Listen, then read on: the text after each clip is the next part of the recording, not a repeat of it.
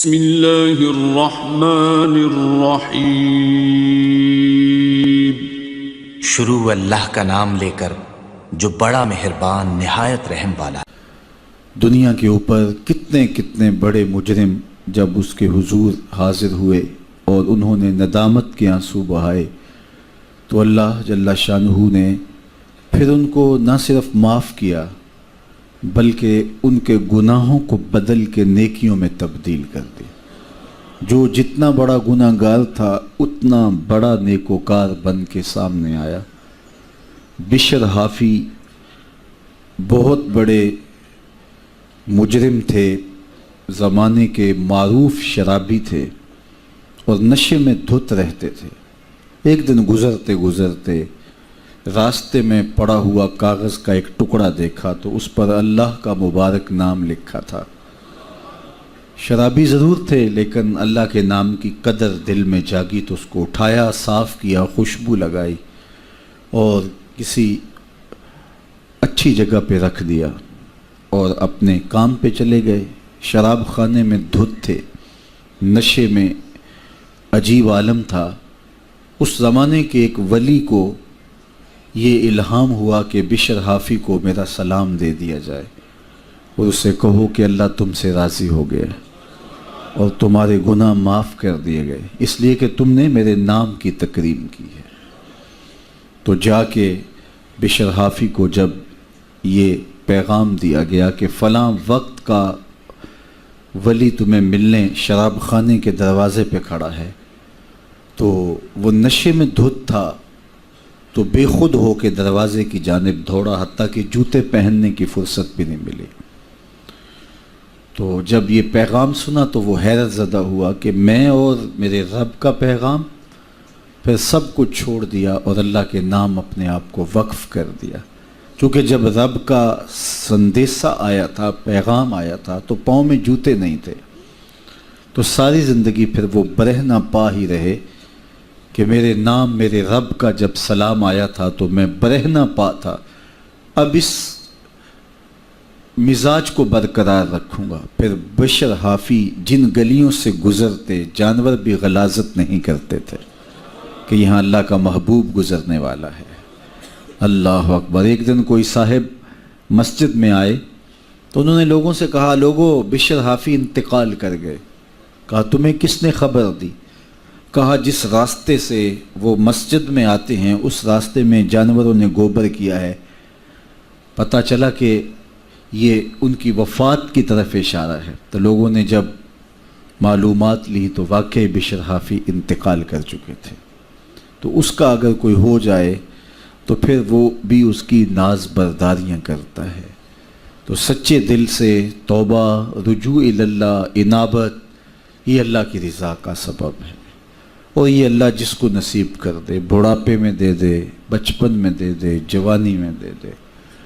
کچھ لوگ بوڑھے ہو کر کے بھی توبہ نہیں کرتے، اپنی زندگی کے وہی چلن، وہی انداز باقی رکھتے ہیں۔ 40 سال عمر عزیزت گذشت، مزاج تو از حال طفلی نگشت، ہمہ با ہواؤ ہوس ساختی، دمے با مسالے نہ پرداختی۔ عمر 40 سال ہو گئی لیکن تیور نہیں بدلے، مزاج حیات تبدیل نہیں ہوا۔ شریعت اسلامیہ میں 40 سال عمر بڑھاپے کی عمر ہے، سن کہولت کہلاتی ہے 40 سال کی عمر، اور 40 سال کے بعد کوئی حجت باقی نہیں رہ جاتی۔ بچے کو ہوتا ہے میں نے جوان ہونا ہے، جوان کو ہوتا ہے میں بوڑھا ہونا ہے، اور بڑھاپے کے بعد اگلی منزل موت ہے۔ تو کئی 40 سال، 50 سال، 60 سال کے بھی ہو جائیں، طرز زندگی نہیں بدلتا، اور اللہ جسے نصیب کر دیتا ہے وہ جوانی میں توبہ نصیب کر دیتا ہے۔ اللہ اکبر۔ جوانی میں توبہ پیغمبروں کا شیوا، پیغمبروں کا انداز ہے کہ ان کی جوانیاں، ان کے بچپن پاکیزہ ہوتے ہیں۔ تو جو کوئی جوانی میں توبہ کرے اللہ کو بہت محبوب ہے، اللہ کو بہت پسند ہے، اور اللہ اس سے بہت پیار کرتا ہے جو جوان جوانی میں توبہ کرے۔ ایک حدیث میں آتا ہے کہ قیامت کے دن 7 اشخاص اللہ کے عرش کے سائے تلے ہوں گے جب کوئی سایہ نہیں ہوگا۔ ان میں سے दूसरे शख्स का जिक्र किया, व शाबुन नशा फी इबादतिल्लाह, वो जवान जिसकी जवानी अल्लाह की इबादत में गुजरी। बुढ़ापे में इबादत इलाही, सजदे बहुत बड़ी बात है, लेकिन जवानी में सजदों की तौफीक का मिल जाना, आँखों में आंसुओं का नूर नसीब हो जाना, खशियत इलाही, खौफ और अल्लाह का डर, ये बहुत बड़ा इनाम है और खुश नसीब लोगों का मकसूम है। तो इसलिए जवानों अपनी ज़िंदगी को अल्लाह की दहलीज पे, उसकी चौखट पे ले आओ। अल्लाह नसीब करे तो बचपन में भी तौफीक मिल जाती है कुछ लोगों को कि उनका बचपन मुख्तलिफ होता है। एक छोटा सा बच्चा था, जंगल में रो रहा था, तो किसी फ़कीर ने कहा कि तुम क्यों रो रहे हो? उसने कहा मैं खौफ़े क़यामत से रो रहा हूँ, दोज़ख के डर से रो रहा हूँ। तो उसने हैरत से कहा कि तुम बच्चे हो तो तुम क़यामत के डर से, हशर के डर से और दोज़ख के खौफ से रो रहे हो, तुम्हारे तो दामन पे गुनाह का एक धब्बा भी नहीं है। तो उसने कहा कि बस मैंने एक मंज़र देखा जिसने मुझे तड़पा दिया। कहा क्या मंज़र? कहा मेरी माँ चूल्हे में आग जलाने लगी, तो उसने बड़ी बड़ी लकड़ियाँ रखी तो उनको आग नहीं लग रही थी, तो छोटी छोटी लकड़ियाँ तोड़ के तो उसको बड़ी लकड़ियों के नीचे रख के पहले उन्हें आग दी, जब उन्हें आग लगी तो फिर बड़ी लकड़ियों को भी आग लग गई। तो मैं रोता हुआ जंगलों को निकल आया, कहीं ऐसा ना हो कि जहन्नुम में बड़े बड़े मुजरिमों को आग लगाने से कबल हमें आग लगाई जाए।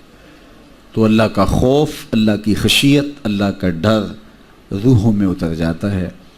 तो ये अल्लाह जिसको नसीब कर दे, ये उसकी नेमत है। अल्लाह का खौफ अल्लाह की अता है, अल्लाह की खशियत अल्लाह की तरफ से बंदों को दिया गया इनाम है। अल्लाह जिसकी बेहतरी का इरादा करता है उसे अपनी खशियत का नूर दे देता है, उसे अपना खौफ अता कर देता है, अपने से डरना नसीब कर देता है, तकवे की दौलत दे देता है।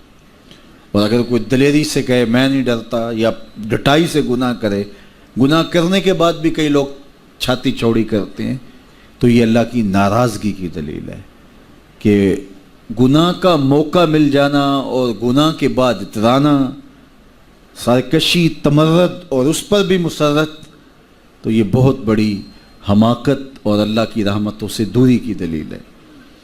और नेकी की तौफीक का मुयस्सर आना और गुनाहों से बच जाना और अल्लाह की खशियत, अल्लाह का खौफ सीने में मौजूद रहना। और अगर कभी गुनाह सरजद हो जाए तो फ़ौरन तौबा कर लेना।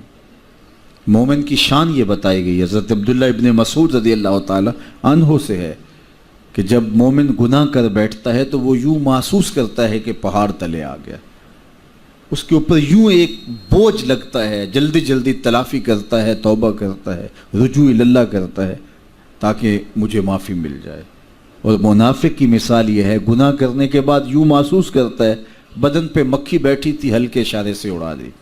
और दिन में कितनी मरतबा मक्खियाँ उड़ाता है एक आदमी, सवेर से शाम तक, शाम को से शुमार और याद भी नहीं होता कि कितनी मरतबा ये अमल मैंने किया है। तो मैं और आप अपने आप को देख सकते हैं, यहाँ बैठे अपने ज़मीर में उतर के झांक सकते हैं कि हम खड़े कहाँ हैं।